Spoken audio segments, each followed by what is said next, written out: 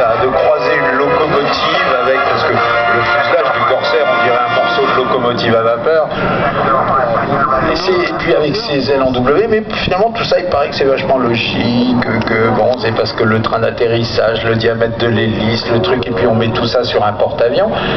N'empêche que, et puis en plus de ça, quand on monte dans le cockpit, c'est le seul long courrier de combat au monde à l'époque, c'est le seul chasseur avec des accoudoirs. Le seul avion de chasse dans lequel il n'y a jamais eu,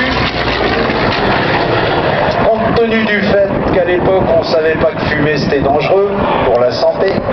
et que de toute façon les gens qui volaient là-dedans ils s'en foutaient parce qu'ils allaient faire la guerre avec, et que c'était encore plus dangereux que fumer, et ben c'était quand même le seul avion de chasse où il y avait un petit logement pour mettre le paquet de cigarettes, le briquet, et il y avait le cendrier. Yes. À gauche, il y avait un petit, sur certains Corsaires, il y avait un logement avec le cendrier, parce que les pauvres garçons qui se tapaient 5 heures, 6 heures, 8 heures de vol au-dessus du Pacifique, dans ces Corsaires des mers, ces longs courriers monomoteurs,